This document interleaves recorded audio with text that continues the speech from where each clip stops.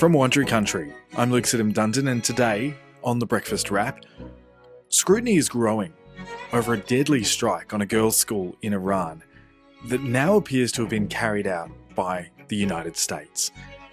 Today you're going to hear from the man who could have been tasked by the US military with investigating that attack.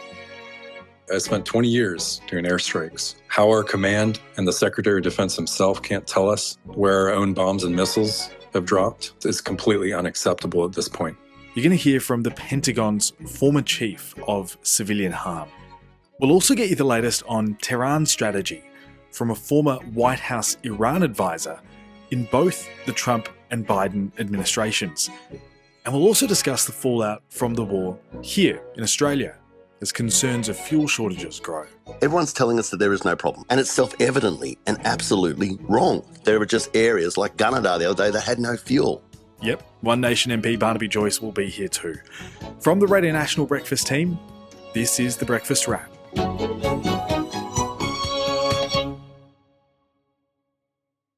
Really looking forward to bringing you that analysis from the former White House Iran advisor, but we're going to start looking at one story from this war first. The striking of a girls' school in southern Iran, right back at the beginning of the war. The Trump administration is now facing accusations that it's failing to protect civilians in this bombardment of Iran. As the military investigates this attack, it left more than 160 people dead, most of them children. The New York Times yesterday reported that an ongoing military investigation has determined the US was responsible for the strike.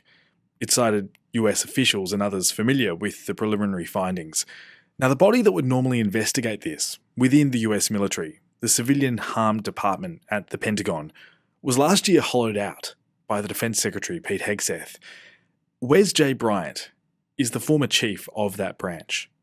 He's also a retired Master Sergeant in the warfare branch of the US Air Force. He came on this morning, and here's what Sally posed to him first. Are you confident that this investigation will be thorough? I'm not, frankly, under this administration and under Hegseth as the SecDef, we've seen zero, not only transparency, but zero accountability. I hearken back to the April Yemen strikes last year where we had hundreds of civilian casualties reported, including one that killed 61 migrants in a detention center. And nothing's been disclosed from that other than we've opened an investigation. And frankly, I expect the same here. The response on part of Hegseth, Trump, the entire administration, anyone who's talked on this, tells the Iranian people, or it really tells the world, that they really don't care about these casualties. These schoolgirls, 170 is the last count that were killed, along with teachers and more civilians. And frankly, and there's another aspect here, is that, how in the world does our own military, and I've done this. I spent 20 years doing targeting, doing airstrikes, running strike cells. And then, of course, as you mentioned, I ran the civilian harm efforts out of the Pentagon and advised on targeting. How our command and the Secretary of Defense himself can't tell us where our own bombs and missiles have dropped is completely unacceptable at this point. What's the process like when a portfolio of targets is being built? What happens to identify those targets and go through checks to reduce civilian casualties? There are multiple layers of checks in our targeting process, on purpose. We have redundant checks built in. All of those were missed because this was frankly a completely negligent strike. Reportedly, and this is what I first assessed was most likely, we had imagery and targeting information sourced from the Defense Intelligence Agency, National Geospatial Intelligence Agency, and given to the Central Command. I spent years working with dated, sometimes 10 and 15-year-old imagery early on in the War on Terror before we could get imagery, much more rapidly. So it's just a known thing for any targeter that you don't just immediately trust whatever you're handed. So the process should not have gone that DIA and NGA send an image and a target location to the Central Command, and then Central Command just prosecutes on it.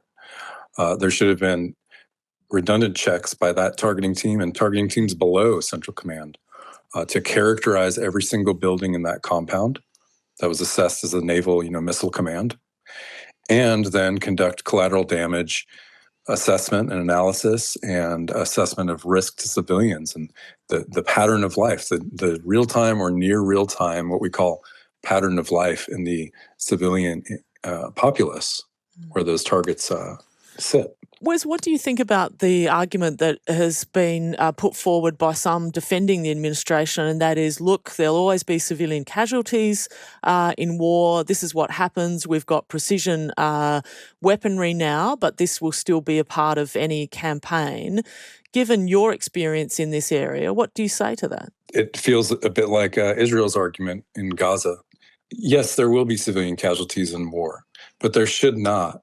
With the capabilities of our modern U.S. forces, there should not be a civilian casualty incident of this, scale caused by such blatant negligence, such blatant failure to follow basic, even targeting protocol, let alone civilian harm mitigation protocol. And I'll say they had months to prepare for this. This is not fog of war.